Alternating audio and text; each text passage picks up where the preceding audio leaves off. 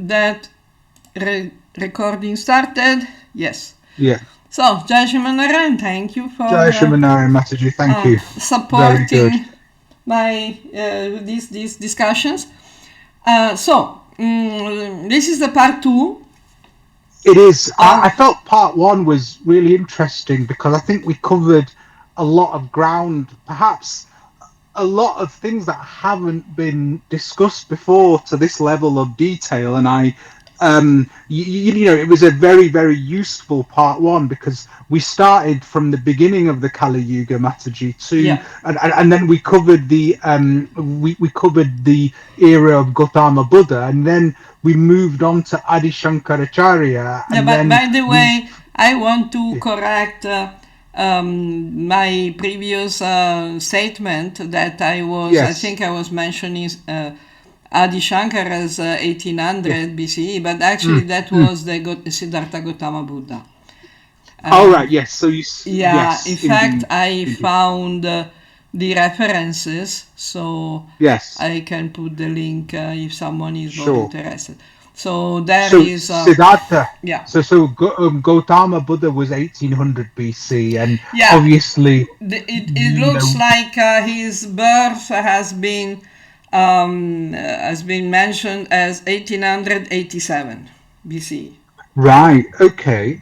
That's interesting because that's way before what people say. And then obviously we then discussed the transition. Well, not transition, but we discussed the advent of Adi Shankaracharya's teaching, and then we moved on to the arrival of Sri Ramanuja Acharya. Yes. And I think what was really interesting for me as a neophyte was to understand the difference between Sanatana Dharma, which is eternal and unchangeable, and perhaps Hinduism, which is the expression. Yes. What was really interesting is how Hinduism, I wouldn't use the word evolve, but adapts to the adaptation of Hinduism to the time, place, and circumstance. And that was really, really interesting because what's really interesting is the Abrahamics say,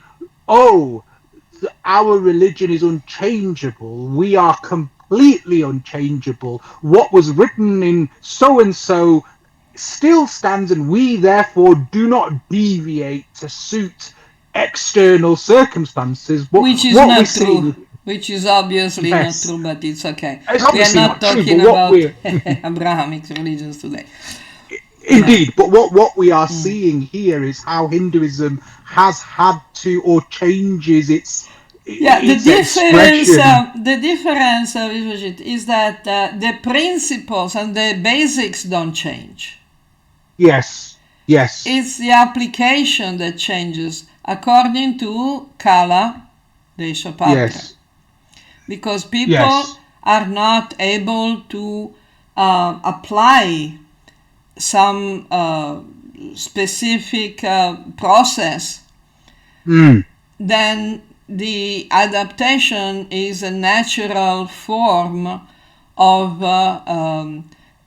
facilitating the people to embrace and follow and practice the actual foundations, the actual basics.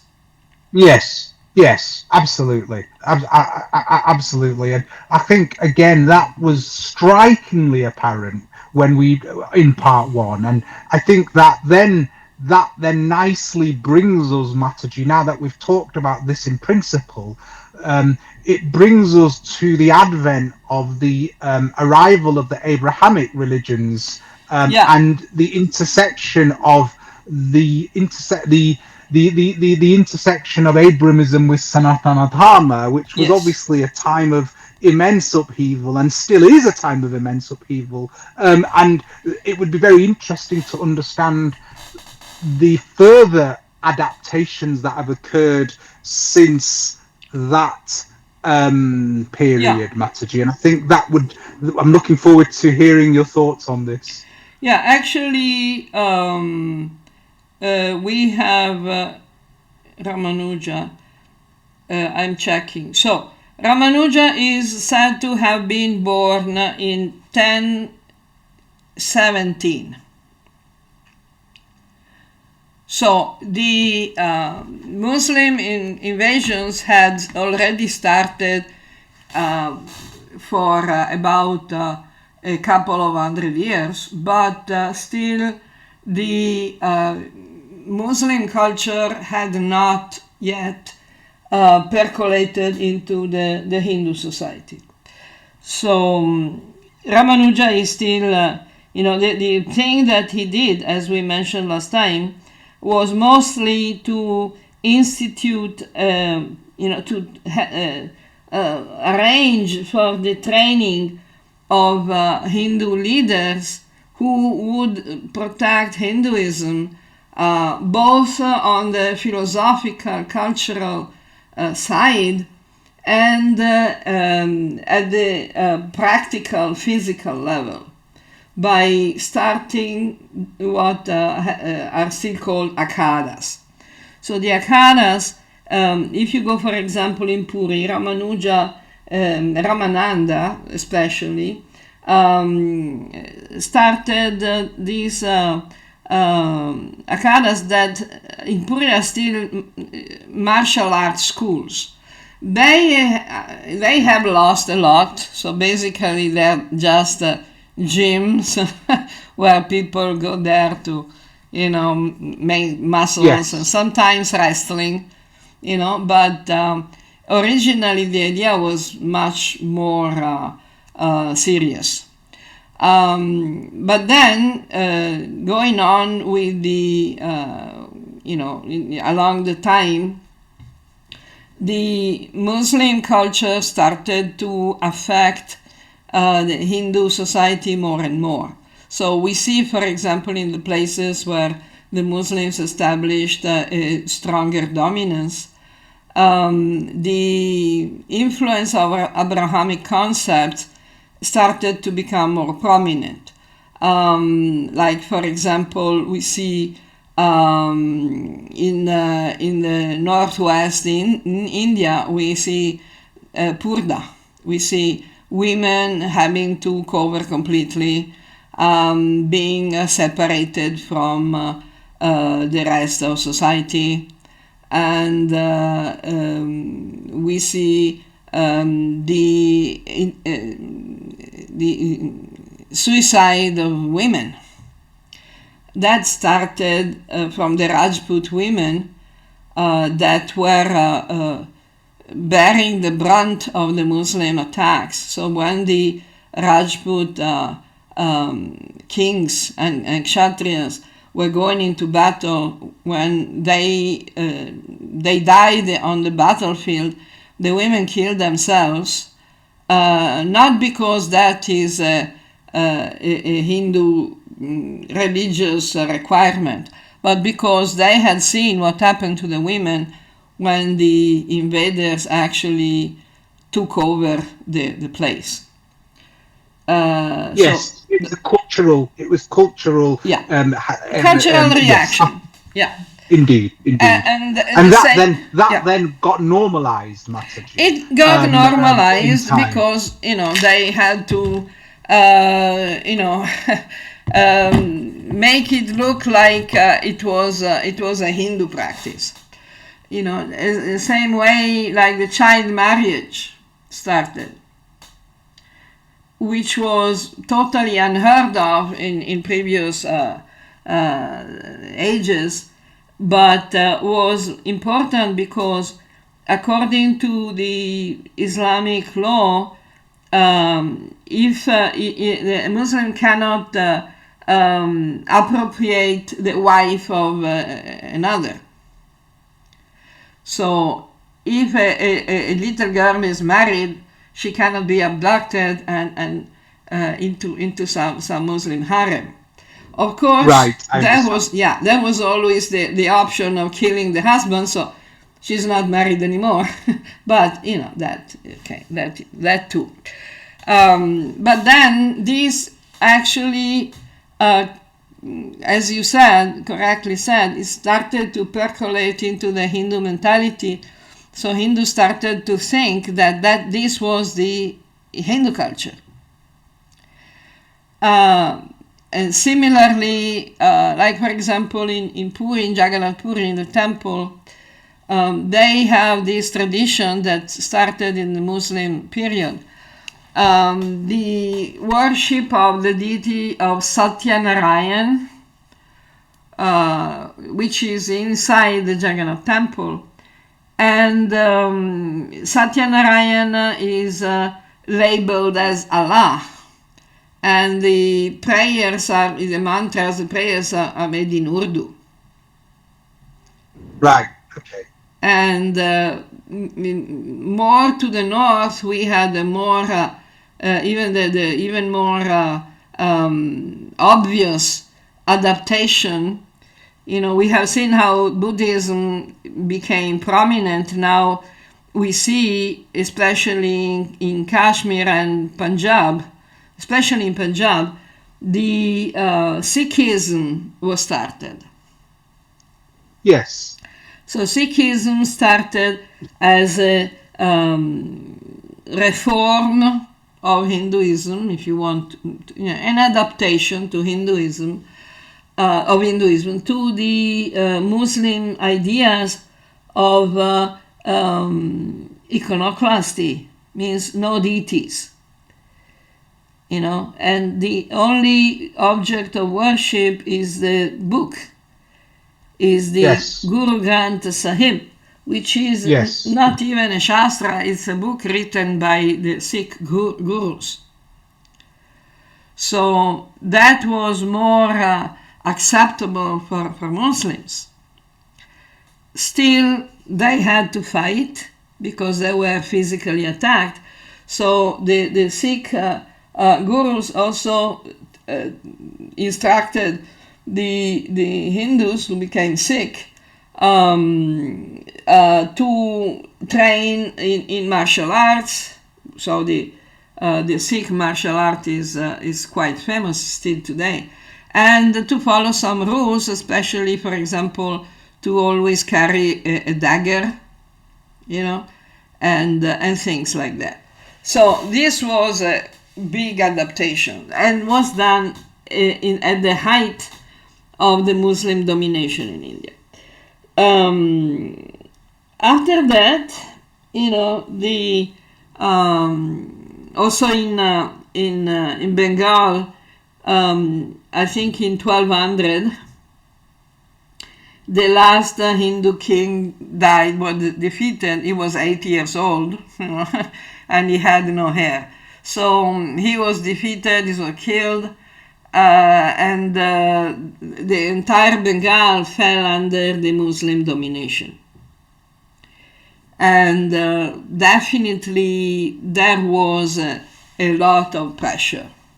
We can see from the times of Krishna Chaitanya that the Muslim domination in Bengal and part of Orissa was very prominent.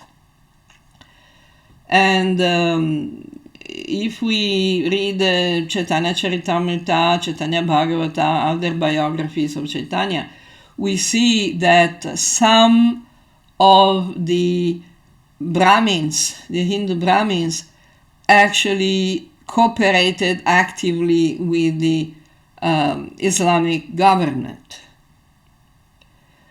For one, the biggest example are the famous Rupa and Sanatana Goswamis, who were from a Hindu Brahmin family, who became Muslims and served under the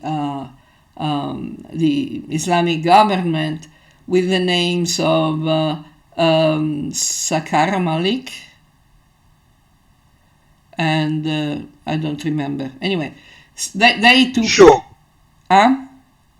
No, absolutely. I think, what's really fascinating is that for those of us living in the West, it's hard to imagine, until recently, that your customs what you perceive as granted, what you take for granted, whether it's your customs and traditions, could be shaped by outsiders, so that But ultimately, that is but, only in recent times and only in the region where you are staying.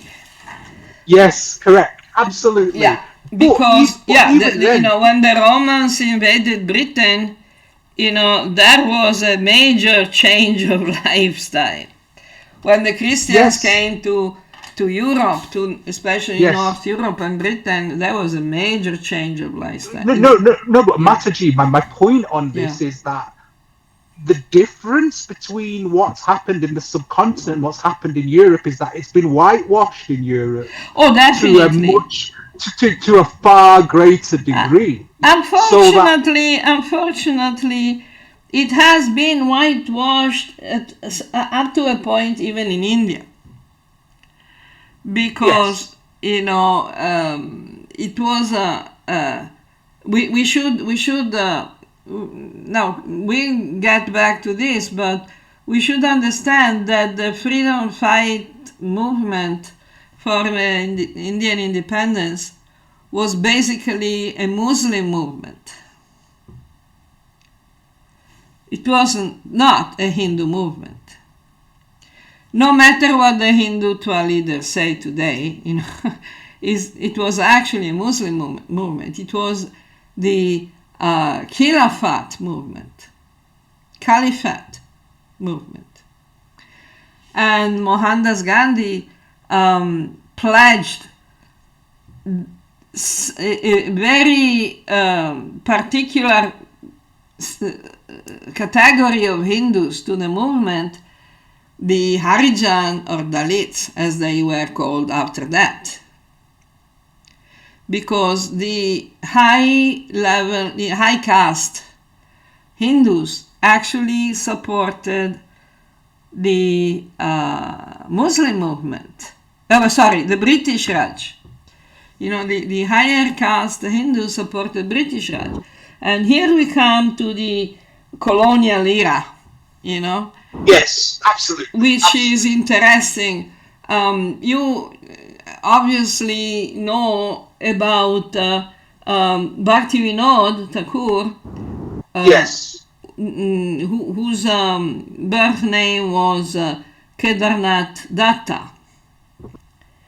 yes, And he was, because Bengal and Orissa are practically, the same cultural region. So he was originally from Orissa, but his family moved to Bengal. Very much like the family of Krishna Chaitanya, who were from Orissa. Jagannath Mishra was from Orissa. Then he moved to Bengal because he had, the family didn't want to displease the king of Orissa, who was not very happy with them. So, but the Kedarnath Datta was basically, he developed in Bengal, and he was in Calcutta specifically, and he was the first graduate of the British University in Calcutta.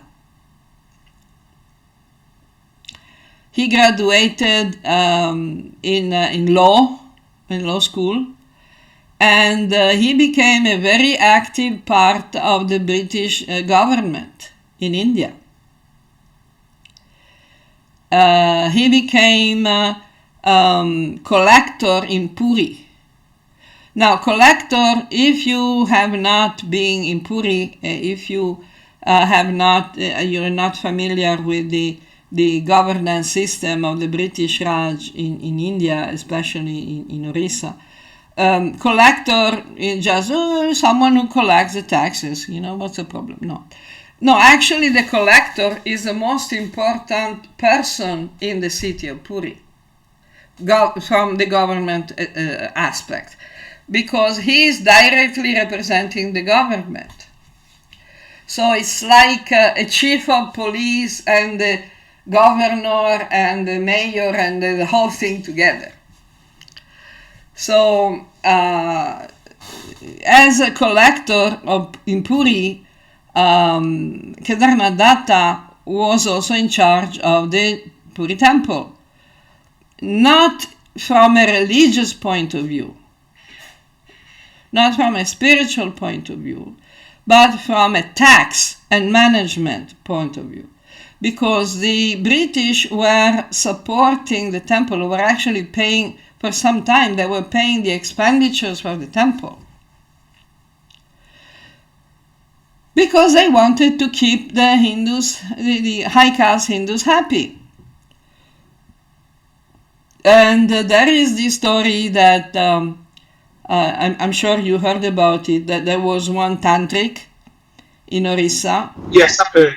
Yes, yeah, I've heard, yes. Who actually, his crime was to incite the independence from the British Raj. He was not a murderer or a thief or anything else. He was just a leader of the independence movement in Orissa. So Bhaktivinoda Kedarnath Datta arrested him and put him in prison.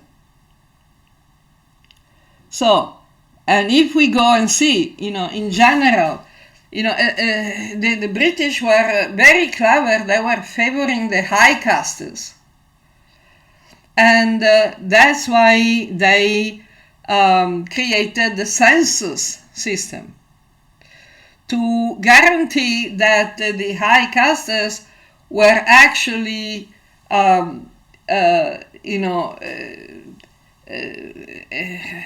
assured of a continuing hereditary position, even if they were not qualified. So the census was introduced, in the early 1800s, I think 1806 or something like that. And it is it created the concept of caste. Because before the census, there were groups and categories and whatnot. But anyone who, could change their position in society through the traditional Shuddhi rituals. And that was extremely, ordinary, very, very widespread, extremely widespread. So much that I don't know if you heard about Dhyaneshwar from Maharashtra. Because there is all the in Bengal and from the group that we know most about, which are especially starting with ISKCON and then the Gaudiya Matha, they started to become more famous in the West. But it looks like the Gaudiya Vaishnavism is the biggest thing in India. It is not. It was not.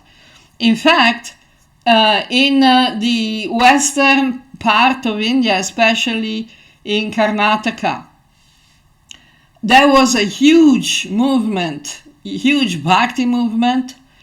For example, you must have heard about Mirabai. Yes, I have. Yes. Who is much more famous than Chaitanya, and she was also connected with this Varkari movement.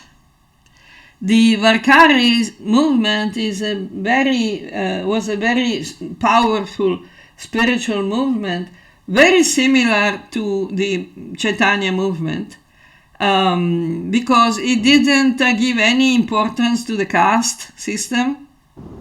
So Mataji, what you're saying here is that with the arrival of the British, the idea of birth caste became much more prominent. Yes. So what we now have is a removal of the Davija system and a much more a much stronger emphasis on the idea of caste Brahmins. Birthright. because that was the idea of aristocracy versus the commoners in Europe. It was basically a birthright. So we saw in Europe, we saw very unqualified kings, and very unqualified aristocrats that continue to inherit the titles, inherit the position, inherit the power over society. And this was the idea of the British. Now, that's why during the colonial period, they developed the very famous or infamous, as it depends on the perspective, Aryan invasion theory.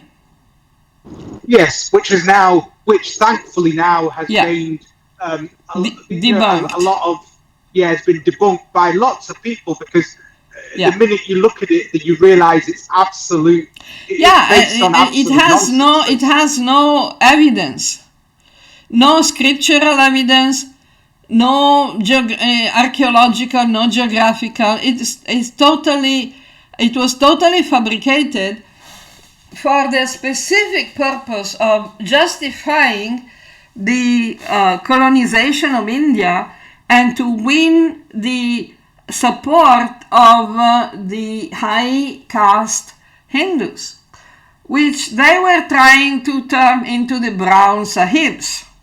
You must heard that definition as well. Yes, that term is all over X at the moment. Exactly. So, but this was, because many Brahmins actually didn't have sufficient power, material power, because they were not so qualified. So people were not so interested in them. So they got a big boost with the census caste system. So they were actually the beneficiaries. Yeah, exactly. That's why the freedom fight for Indian independence was so opposed to Hinduism. You may remember the Bhimrao Ambedkar. I've heard of him, yes. Who wrote he wrote the Indian Constitution. And the Indian Constitutions very clearly states Dharma Nirapekshita. We don't care about Dharma. By Dharma they meant Hinduism. And Ambedkar became very famous because he openly, strongly, violently rejected Hinduism, and to convince other people, other Hindus, to abandon Hinduism, he converted to Buddhism. But his conversion to Buddhism was not, I like the Buddha. His conversion to Buddhism was, I hate Ram. I renounce Ram. I renounce Krishna, Shiva, and all these things. I renounce the Vedic knowledge because I hate them. So, this was how the independent India started. Right. And the first prime minister was Jawaharlal Nehru. Yes. Who, in spite of being called Pandit Nehru, because he was descending from a Kashmiri Pandit ancestry, he openly declared that he was no Hindu. That's why the so-called secularism was established in early independent India. But Mataji, can I ask you one other thing? Yeah. Which I think is really important. Is it true that, and again, I don't know the answer to this, but is it true that during the colonial period, particularly the British period, various shastras such as the Rig Veda were altered to justify certain things? Could you talk a little bit about that, Mataji? Of course. Now, maybe you have not seen my book on Introduction to Vedic Knowledge. No. I've not. I know the book, but I've not sort of read it. So there is one big chapter about the study of Vedic knowledge in India, the history of Vedic study in India, and another chapter, a study of Vedic knowledge in the West. So there is a very clear, there are several quotes from the famous, leaders of the Indology and the education about Hinduism, like, for example, Max Muller. Max Muller is very famous. Yes. He has been credited with the creation of the Aryan invasion theory, although he, was not exactly the only one, not the main one. And Macaulay, Lord Macaulay was the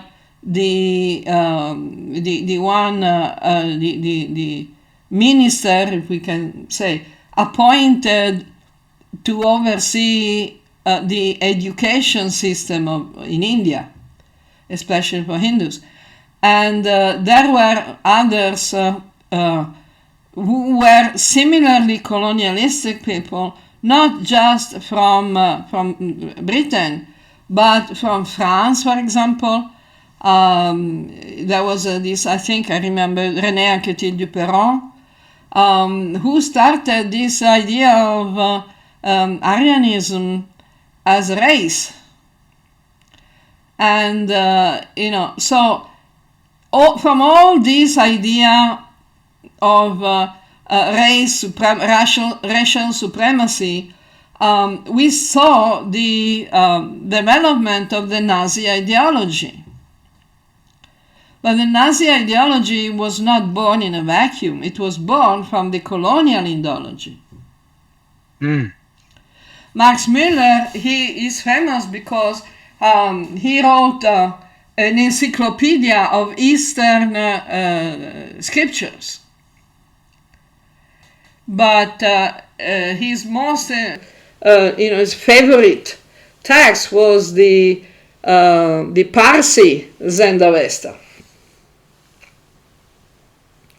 So he was, we have several letters, correspondence, both from Muller and from Macaulay, and declarations and everything, by which they openly recognized that their purpose was to discredit Hinduism, because they were attempting not only to conquer India politically, but to push the transition to Christianity. So they needed to discredit Hinduism, and that for that reason they also got the support. They procured the support of some Brahmins, some Hindu caste Brahmins who knew a bit of Sanskrit, and they started to translate and to present some Shastra in a very distorted manner, presenting the Veda Samhitas and the Dharmasha, like the Manu Samhita, as the most important Hindu scriptures because they were considered the purest. You mean the Manusmriti, basically, Mataji? Manusmriti, yeah, Manu Samhita, Manusmriti. And the Rig Veda. Because according to the Aryan invasion theory, the original Aryan populations came to India bringing the Rig Veda and the Manusmriti. And all the other books were, came later. They were not so pure, not so original, because they had become degraded and whatever in contact with the primitive native populations of India. So they rejected the Puranas, they rejected the Itihasas, like Mahabharata, Ramayana and everything, saying that they were all later interpretations. Later stories, fable, mythology, and they presented, especially the Puranas and all the stories of the avatars and everything, in the typical Abrahamic perspective that had, ridiculed and demonized the cultures of pre-Christian, pagan Europe. So, they had this idea, they presented the gods, just like, Jupiter and Minerva and whatever, so they became gods, they all gods. Krishna is one god, and Rama is one god, and Indra is another god. Still today, lots of Hindus are very confused about that, and I see on Quora, they keep asking stupid questions in this regard. Some people got so confused that, for example, this is a Vimana, thing, this Vaimanika Shastra group, people, especially one Kavyavadadi who became the consultant for some Italian writers, specifically Enrico Baccarini, who wrote a book entitled The Fall of the the gods of ancient India, in which they claim that. In which they claim that Rama and Ramana were both gods, and they fought each other on spaceships for the control and power over the human race on this planet.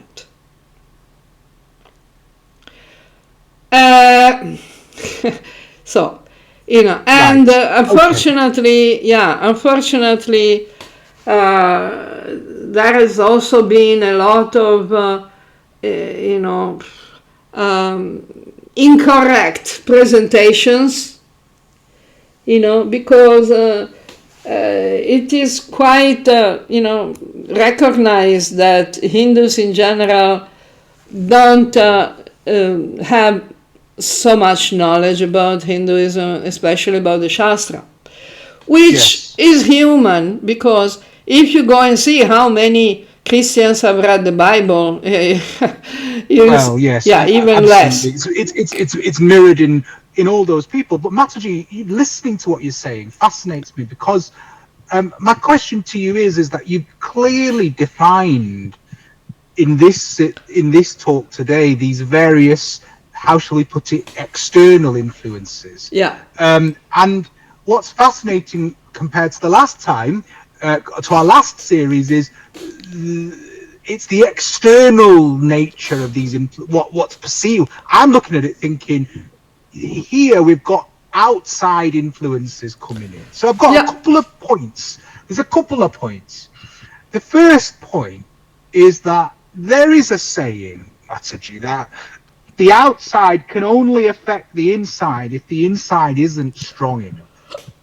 So my point here is, was, in your opinion, for these various waves of outside influences to come in, Abrahamic influences, was there something amiss in the structure of the external faith? Were there some weaknesses and flaws that were exploited? Of course. That's why. That's why I saved this page, which is, I think, is a very important turning point in the presentation of Hinduism in India, but especially in the West, which is the famous lecture on the Bhagavata by Bhaktivinoda Thakur, Kedarnath Datta, in 1869, which is bang in the middle of the colonial system. So it's saying, that, I think they removed, let me see. So it's saying that we should, most readers are mere repositories of facts and statements made by other people. But this is not study. The student is to read the facts with a view to create, and not with the object of fruitless retention. Students, like satellites, should reflect whatever light they receive from authors, and not imprison the facts and thoughts, just as the magistrates imprison the convicts in the jail. Thought is progressive. The author's thought must have progress in the reader in the shape of correction and development. He is the best critic who can show the further development of an old thought. But a mere denouncer is the enemy of progress and consequently of nature. So, the true critic advises us to preserve what we have already obtained and to adjust our race from that point. So, means he wanted to use the Vedic knowledge to create a package that would be attractive to the British. The great reformers will always assert that they have come out not to destroy the old law, but to fulfill it. Valmiki, Vyasa, Plato, Jesus, Mahomet, Confucius, and Chaitanya Mahaprabhu. So Jesus and Mahomet are put on the same level of Chaitanya. And in some other place also Moses, even Moses. Okay. Not to say of other people, the great genius Raja Ram Mohan Roy, the founder of the sect of Brahmoism. Now, nobody knows about the Brahmoism today, but at the same time, it was not just Bhaktivinoda, it was also this Ram Mohan Roy who became famous for reforming Hinduism by claiming that he wanted to stop the barbaric Hindu religious practice of sati. Which, okay. And the Ramakrishna Mission that became very much Christian. And the Arya Samaj that openly rejected the Puranas, the avatars, the temples, and the idols, quote unquote. So it was a general movement that was mostly in Bengal, because Calcutta became the capital of British India at some point. But, it was an entire movement. Like we go, for example, this Paramahamsa Yogananda, they put Jesus in the group, and the Kriya Yogis, lots of people in Kriya Yoga, they have, very similar ideas. So still today there is, I don't remember Kriyananda, someone like that has an ashram in Assisi in Italy. Assisi is a small city that was the birthplace of the main saint of Italy, Francis of Assisi. So they're all Franciscan, and we have seen that ISKCON has published pictures, paintings of Jesus and Mohammed as avatars of Vishnu. Together with Krishna and Chaitanya and, and the Vyasa and the poor Kumaras and Balaram, Krishna Balaram, and so it was not just Bhaktivinoda. So, his Ram Mohan Roy was an able man. He could not be satisfied with the theory of illusion contained in the Mayavadi philosophy of Shankar. So Yeah. You know, Mataji, what's really interesting is that all these figures came post-arrival of the these forces. Yeah. Looking back, was there anything pre-arrival that they exploited, do you think? You know, because all these figures that you mentioned now came about well after. In the full colonial period, Yeah. But looking back in the Yeah, history of Hinduism, looking back, the missionaries and the British Raj took advantage of what the Muslims had done. They built on the Muslim system. You know, they arrived in India and said, okay, let's see how the situation is. You know, so they saw that the Hindu kingdoms were actually very small, princely, states that were constantly fighting against each other. The most powerful kingdoms were the sultanates, which were also fighting against each other, but the Hindus were fighting against each other more. Yes. So they took advantage of internal Exactly. conflict. So they said, okay, the Muslims here are more powerful. Let's make friends with them. And on the other side, let's make friends with the least dangerous of the Hindus, the non-qualified Brahmins. And let's fight against the most dangerous Hindus, the Marathas, the Rajputs, who had successfully fought against the Muslims. Right. So they had the famous 3 Anglo-Maratha wars. Yes. So the Marathas were practically the only Hindu presence, strong Kshatriya Hindu presence in India. They were not nice people. They were not dharmic people by any length. Sure. But they were the only actual Hindus around. So on one side the British defeated them on a political, military, government level, and on the other side the British supported the non-qualified Brahmins around all India by giving them special positions if they accepted the Aryan invasion theory, by which the British were the Indo-Europeans who originally brought Sanskrit and the Vedas into India.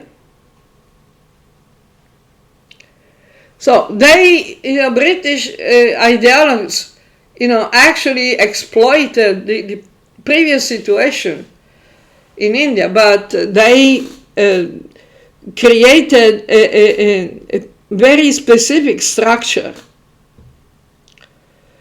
very strategic.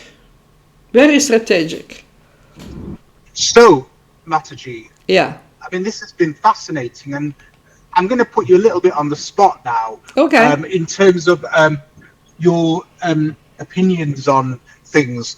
I'd like to spend the next sort of 10-15 minutes maybe gauging your thoughts on what the future of Hinduism is. How you okay. So we just keep the rest of the lecture on the Bhagavatam, which is extremely interesting. And oh yes, no, please, let's do that, and we can always very quickly. Yes. Especially because the lecture is on the Bhagavatam, I have suffered alike from shallow critics, both Indian and outlandish. That book has been accursed and denounced by a great number of our young countrymen, who have scarcely read its contents, and public. It's all mostly to imbibing an unfounded prejudice against it when they were in school. The Bhagavat, as a matter of course, has been held in derision by those teachers. We are ourselves aware of it. When we were in college reading the philosophical works of the West and exchanging thought with the thinkers of the day, we had a real hatred towards the Bhagavat. That great world looked like a repository of wicked and stupid ideas, scarcely adapted to the 19th century, and we hated to hear any argument in its favor. With us then, a volume of Channing, Parker, Emerson, Newman had more weight than the whole lot of the Vaishnava works. So, to complete the concept, Bhaktivinoda could see the Gaudiya Vaishnava tradition had become very degraded. You remember he was talking about all the Apa Sampradayas, all the degraded Babajis, all this, this and that. So what he did, he created a packaging Vaishnavism that was palatable to Christians. So he put Krishna as the father and Chaitanya as Jesus. Krishna became Yahweh, Allah, Yahweh, whatever, and Chaitanya became the Jesus, became the prophet. The great genius of Nadia, the mighty genius of Nadia. The Eastern savior. They pray, we advance, we turned out in a manner Unitarian, I believe, and prayed as Jesus prayed in the garden. So it's so Abrahamically, completely Abrahamic. So, and he's talking about the commentary of Sridhara Swami, because that was the commentary recommended by Krishna Chaitanya. And interestingly, he forgets that Sridhara Swami was a Mahant of a Shankaracharya Math.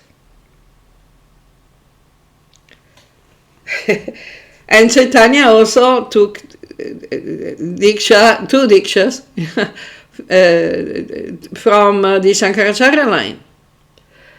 So, then it goes on and on and on. The Unitarian Society of the Vedanta of Benares School. And we go on, and anyway, so basically it's going, what you're suggesting here, Mataji, is that Vaishnavism was changed. Yes. Vaishnavism was adapted to suit the colonial era. Very much. And Tantra was the significance of Tantra was removed. You now have a father and son concept. Yes, completely. Tantra was even demonized. Yes. But this is also, we can also see, for example, Vivekananda. Vivekananda claimed that his two favorite books were the Bhagavad Gita and the Imitation of Christ. Right. Paramahamsa Yogananda was going around with a crucifix on his neck. Also Vivekananda claimed that, he was all sentimental, like many nice Bengali people, and he was claiming that if he had lived in the time of Jesus, he would have washed the feet of Jesus with the blood from his heart. Yeah, right, okay. Which is okay. So here, Indeed. what sort of the thing is a Bhagavat? As a European gentleman newly arrived in India. So, okay, then it goes on, and we can close here, in case you can also read it, But the point here, Mataji, is that you've described significant adaptation. Yes. So I have got a question for you on this, which is that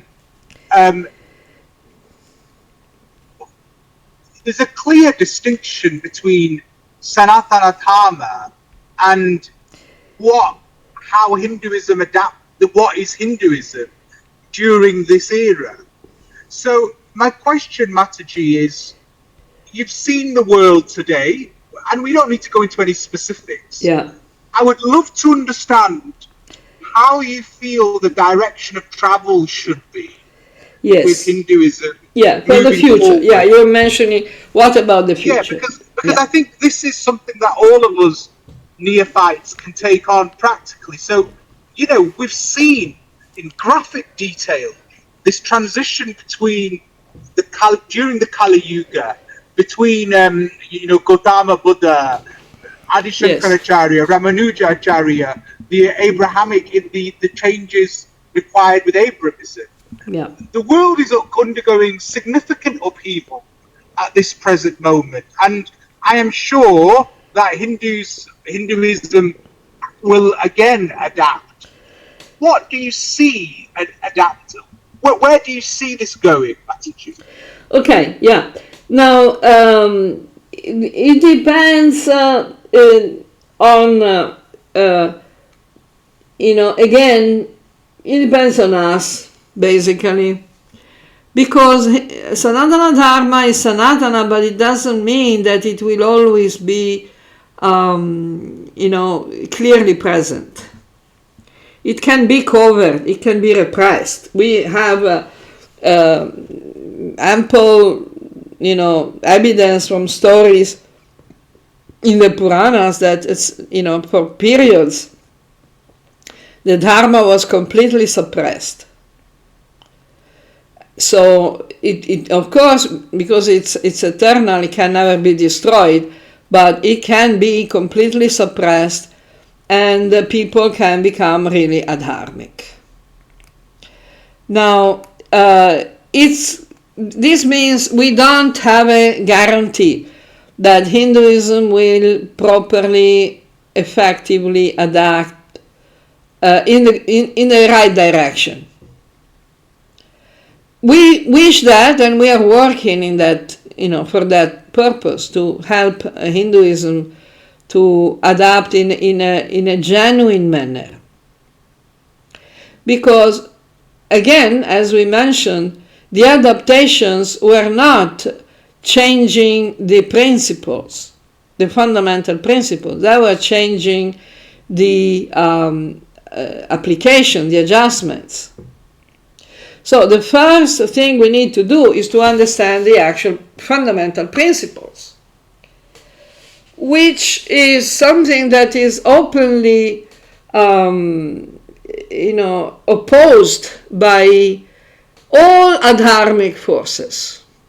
They want to control society through adharma, so they have to cover dharma to stop people from even understanding what dharma is. So, I'm going to put you on the spot again. Okay. So, Mataji, there's obviously, in this day and age, with internet influencers, etc., you're going to get brand new gurus coming up and new authorities, etc. Now, my point here, Mataji, is what are the clues that might tell us, and we don't need to name any specific names, but what are the clues that might tell us that this authority or this group, when do you know that? Because you can take some form of change is fine, but not at the expense of dharmic principles. Yeah. When do you recognize that? What are the clues that might tell you that, hang on a minute, the dharmic principles are not being adhered to? Yeah. Very practical. Very practical, very practical. We have both dharma and vidya, which are the basics. So the basics of dharma we have seen in all the shastra, that are satyam, truthfulness, honesty, sincerity. Then we have dayam, which is compassion, non-violence, mercy, compassion. Then we have socha, which means purity, purification, cleanliness, in not just because you wash your hands. Okay, it's more than that. Then we have tapas, which is sincere effort, which is dedication, investment of oneself, of one energy, body and mind, and actual dedication to practical service. These are the four main principles of Dharma as presented in the beginning of the Bhagavata Purana when Parikshit is looking at the Dharma personified as a bull. So these are the four legs of Dharma. Then the Vidya, the basics of Vidya are the Shruti. The Shruti can never change. The Smriti has to be accepted, from the ideological point of view. Especially the so-called fifth Veda, which are the Puranas and Itihasas. These are considered Smriti, but they are the most authoritative sources of Smriti. Then we have the less authoritative forms of Smriti, which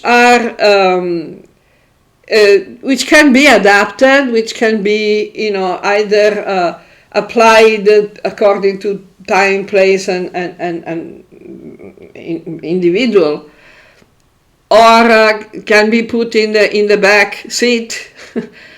And then we have the externals, the rituals, the rules, the traditions, the Lokika Shraddha, the popular beliefs, which can be, serious. They have to be put in their specific place in the big picture. So, indeed. The main principles of Vidya, they're very clear, expressed in Bhagavad Gita and the Upanishads, which are considered Shruti. And the Upanishads specifically speak about Atman Brahman. This is the most important thing.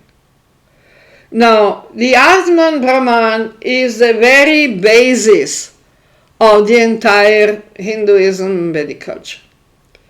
Now, we can get into the Puranic things, talking about the avatars and everything, but we see the actual avatars, the actual rishis, realized teachers, they present their teachings again based on Atman, Brahman, Paramatma, Bhagavan. They never discard the importance of Atman, Brahman. So what you're saying here, Mataji, is the major red flag is when an authority downplays the importance of Atman Brahman, Vedanta, as its core foundation. That should ring That's alarm the biggest bells. red flag. And if leaders, gurus, or whatever, they discard or neglect the basic principles of Dharma, like honesty, compassion, that's another very big red flag. Okay, but Mataji, in this day and age, Yeah. what are the practical red flags for compassion or displaying a lack of compassion and honesty?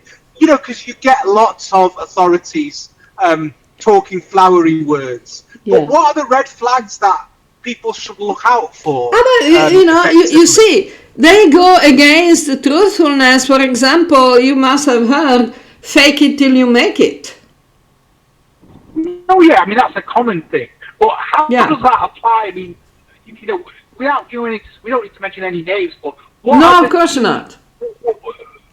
What are the? You know, for instance, when you mentioned beware of anyone who doesn't put the Brahman relationship as the key foundation, I think that stands out because I think looking back, there's lots of people who somehow seem to miss that whole area, despite Hinduism, so to speak, or Sanatana Dharma. But what intrigued me by what you said about compassion is, you know, what are the red flags in that area that the average person the body identification that brings the whole racism and genderism and yes, and I am older, I'm more Indian, I'm more you're Italian, stuff like that. That's a big flag. So Mataji, this is really interesting because it calls into question the idea of so-called hierarchy, then, doesn't it, Mataji? Oh, definitely. Because, there is no hierarchy in Hinduism or Vedic knowledge. Absolutely no hierarchy. That is a political instrument. Yes.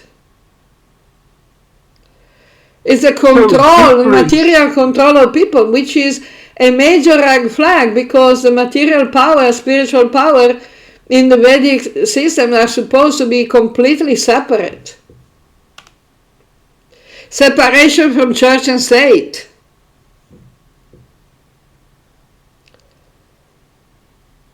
Separation of church from state. We cannot have them working together, because that will only create, the Asuric mentality. It is the Asuras who they want to have the material government and control of the people and be worshipped as God. What did Hiranyakashipu do? Yes. So we should beware of people who lump the two together, basically. Yeah, we should be very aware of people who present themselves as a religious authority, and at the same time they want to control the material life, materially, of society and the group and the organization and everything. Organizations should just be organizations. They shouldn't be, worshipped as avatars of Vishnu. That's stupid. Indeed. That's impersonalism. Ironically enough, but Mataji, what's interesting is that there is a view, and I'd love to hear your take on this, because the Guru as Bhagavan, obviously we regard the Guru very highly, but there's a vogue, and I hate to say this, but the vogue is more with Westerners nowadays compared to Indians. Who said that the Guru is Bhagavan? No, but what I'm saying is okay. Because that's the idea of Jesus Christ. Exactly. Yeah. And this is being pushed. And to be honest, there's one area which I think Westerners have exceeded Indians in this, which is the absolute authority of the Guru as God, so to speak, Mataji. I'd love to hear your take on that.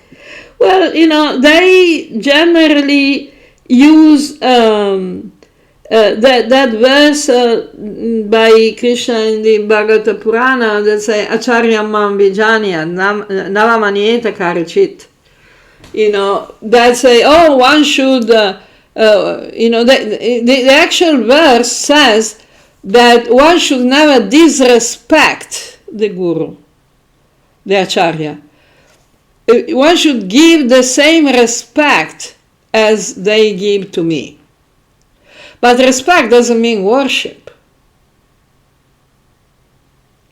And in fact, I was very, very impressed when I found in one of the several Samhitas that are part of the Pancharatra,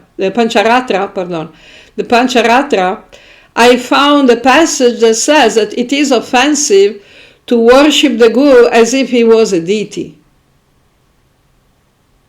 Because the Guru takes the place of God.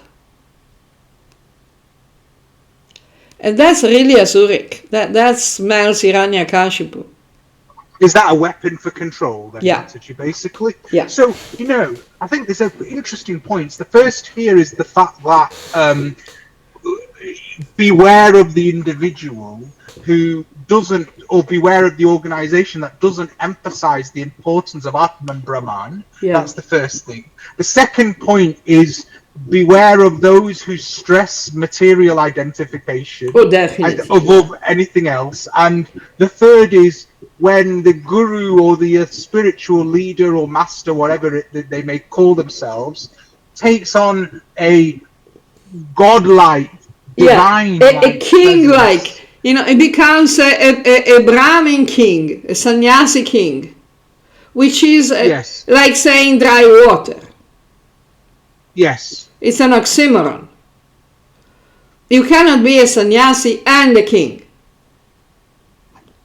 Yes. It's a mutually excluding each other.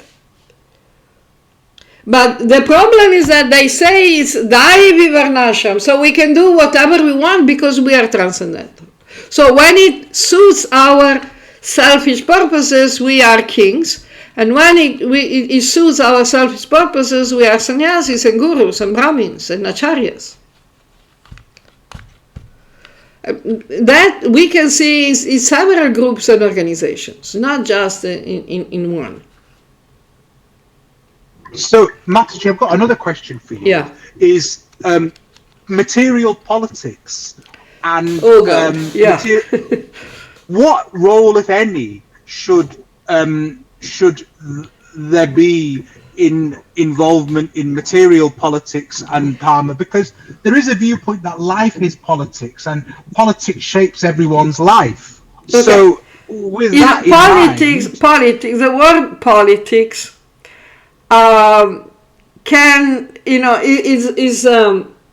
is always material, okay, but it can be dharmic or adharmic.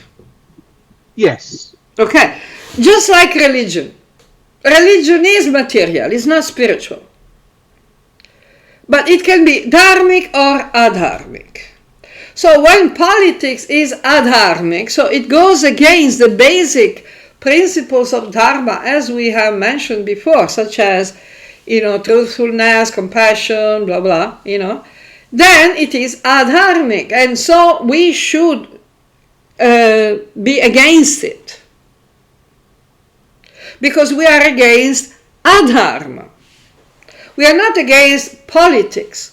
When politics is dharmic, it becomes government management, it becomes strategy, it becomes diplomacy, it becomes organization, making sure that everybody has a place to live, everybody has proper food, protection, proper education, proper healthcare. That is politics, but is dharmic politics. So the Kshatriya kings of the Vedic times, they were doing that. They were not just, going around all, airy-fairy, like, God, here and there. No, they were actually very practical people. Because their duty was to protect the produce, take care of the produce. You need some politics to do that. But if you do dharmic politics, you do it to protect the produce. If you engage in adharmic politics, you do exactly the opposite. Your purpose is to exploit the produce, to control them, to make them serve you. A real Kshatriya king is serving the produce, serving the Brahmana, serving the people, taking care of the people, like a father would do, a good father. But what involvement should there be with material politicians and no, that is not material politicians. Again, adharmic politicians. Because what you mean by material politicians, you are actually meaning adharmic politicians. Yes, that's exactly right. Let's not say material, because when we say material, again, we're very much, Abrahamics, because we say that the material, everything material is bad, which is not a fact. Yeah, this is mental gymnastics, isn't it, Mataji, to use the term material? No. It's not mental gymnastics. It's semantic hygiene. Yes. Because if we use the wrong terms, the wrong terminology, we continue to perpetuate and propagate, the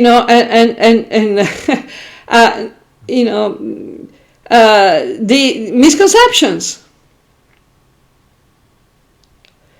If we continue to perpetuate and propagate ignorance and misconception, how can we solve any problem?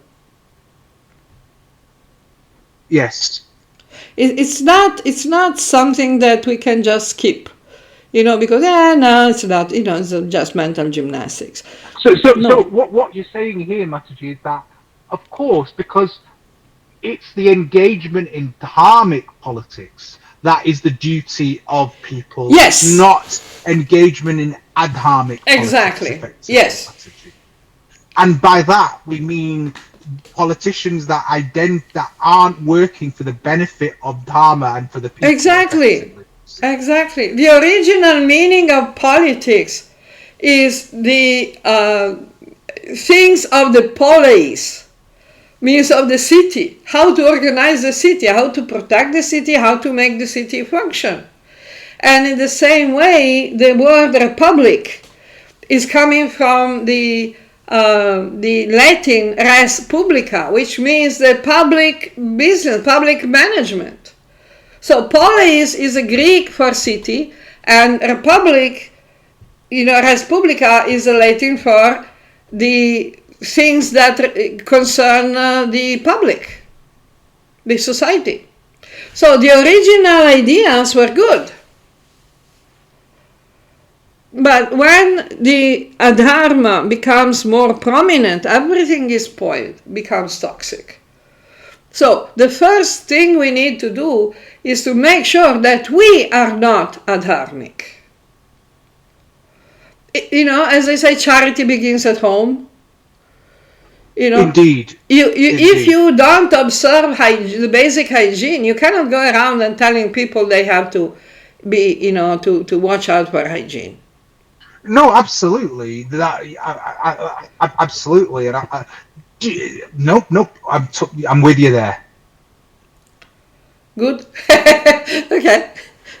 So Matt, it's been a very interesting discussion. I think we've gone from from the external influences, and we've talked a little bit about the future.